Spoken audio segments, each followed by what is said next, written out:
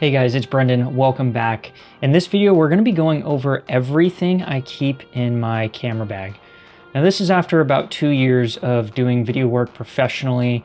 Currently, I'm working for a company as their video guy and photo guy, and my equipment has changed a lot in some ways, not a whole lot in other ways, but there's definitely a lot of things I've learned in the last, especially year of doing this work. So I want to go over everything I've got in the bag, and maybe you guys will get some ideas from this or figure out exactly what you might need if you're going to get into this kind of work. So the bag itself, I don't remember the exact model. This is obviously from Wandered. This is one of their main bags that they have there. This is kind of the same style they have, but I don't remember what size this one is, but I'll link that below. So far, I do like it. I like that the laptop is on this back portion in a way, because it kind of gives it some support back here, some frame, if you would, back here. But I also don't like it because I feel like I put a little bit too much stress on the laptop, and I don't really want to do that. But at the same time, I wouldn't want to put it on this side, because usually when I get into this bag, I set my bag down just like this, and I don't necessarily want my laptop right against the ground. So is what it is. I don't think there's a perfect way for carrying it, but I haven't really run into any issues. It's just a thought I have with the bag. And this bag has worked out for me. Again, I don't remember what size this is, but I will link it below so that you guys can see, you know, what size and what I'm able to fit in here. So let's go ahead and open it up. I don't have my laptop in here right now, but usually I keep a MacBook Air with an M1 chip in it. It does have the upgraded RAM, and that works fine for DaVinci, for Final Cut, and for most 4K projects on the go. Now, to add a little bit of context, most of my projects aren't extremely long. Most videos are under 5 minutes, and then occasionally we might get a video that's maybe 15 minutes or so long. So and there's not a ton of graphics or special effects or anything like that I'm doing with it. So they're usually pretty simple and straightforward videos that I'm making for the company right now. So anyways, that works out for me. So first things first, the main thing everybody probably wants to see is the camera. This is my main camera setup. This is an FX3, and I'm using the Sigma 24 to 70 f2.8 lens. This is perfect for what I'm doing right now. And this is honestly a really popular setup. I did get this a couple years ago before it became as popular as it is right now. And I did feel a little weird getting this over something like the A7S III. A lot of people I was talking to were like, go for the A7S III. Reason being, you get the EVF still, and there's really no reason to spend more for the FX3 unless you want the audio handle. So this comes with the FX3, and you basically have all your audio controls here externally, so you don't have to go into the camera, into menu systems to access any of these. You can switch between how many channels you're using, and you can adjust those channels from here. The FX3 can record up to 4 channels. The way it does that is you've got 2 XLR inputs and you've got a 3.5mm jack input, and it can split this 3.5mm jack to a right and a left track. So that's how you get 4 channels out of it. So, and then again, you have the 3 dials for each one of the inputs over here. So that's the handle. I do have it in this small rig extension on it here to add a little bit more space and a little bit more room for my hand to grab onto. And I do mount my monitor here and leave it, I kind of leave it loose right here so that I can adjust it before mounting it. But once I mount it, I kind of put it as far forward as I can on there without bumping into the microphone. And then on the back right here, I have this little cold shoe that is lockable, and that is for the microphones that I use. The lav mic I'm using, which I'm using right now, is the DJI Mic 2, and I put the receiver in this so that I can see it. I was using the Rhodes, and it has a cold shoe right here on the back, and it's cool because you could slide the Rode down and the screen faces you, but the DJI is a little bit different, so you need the cold shoe up here in order for the screen to face you. So as of right now, that's where I have it. I have seen some people put the extension to this cage on the top here and put it on top. And that's pretty cool too. I wouldn't be able to see it while I'm looking at my monitor. The other setup I use is I put the monitor all the way to the rear, and that's what I was using before when I was using the Rode microphones, and then I just gripped it past the monitor and had the monitor all the way in the back. So, and it looked a little funny, but it actually balanced out the rig. Anyways, for me, The audio handle is a very important thing, and I don't know what I would be doing without having this audio interface. This is like a make or break thing for me. I'm using these two XLR jacks literally every single time I shoot a video.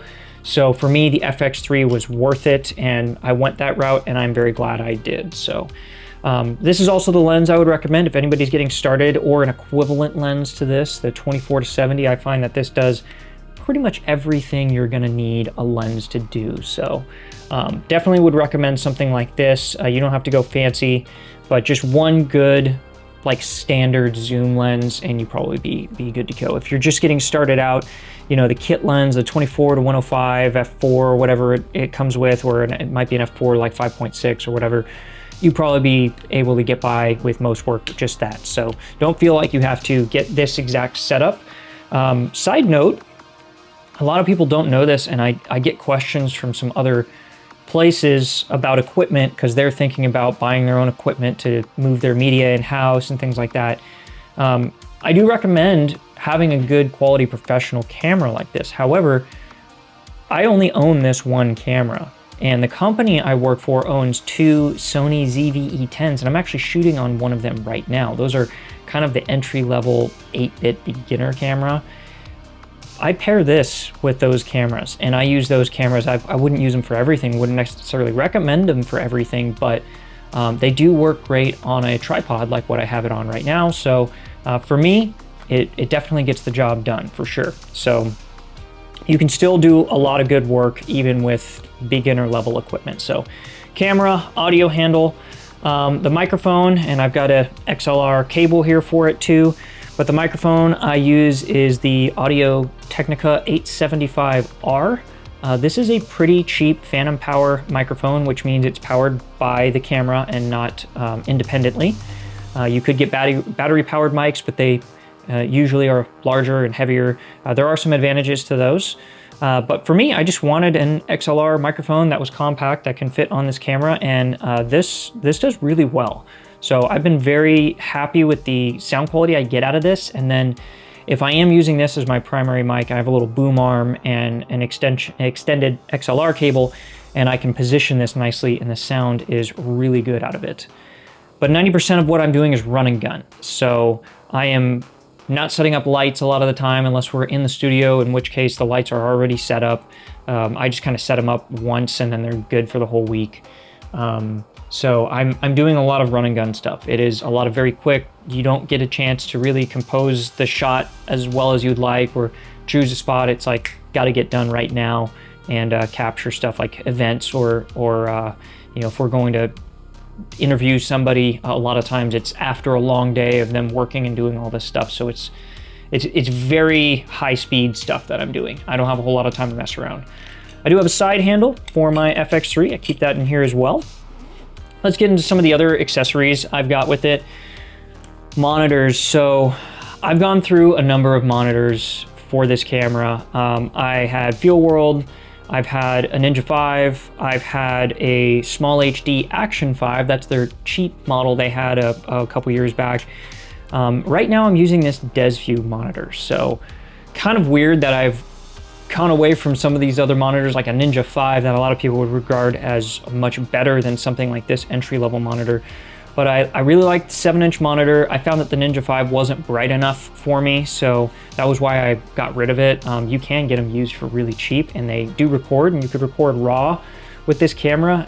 It is ProRes RAW, which is not, I would say, is not like a true RAW, like Red RAW or something like that, but it does give you a little bit more information, and it is kind of nice to be able to record on a monitor instead of in camera in some situations, or if you're trying to save money on storage. But for me, I don't really need that for what I am doing right now, so I use this monitor right here. I don't remember the exact model, but this is a DesView 7-inch monitor. It's not the latest generation, it's the one before. The false colors on this is very similar to the Small HD false color, which is like a simplified false color, and I like that. When I look at the Atomos false color with like all these different colors that aren't in any particular order, like, it's crazy.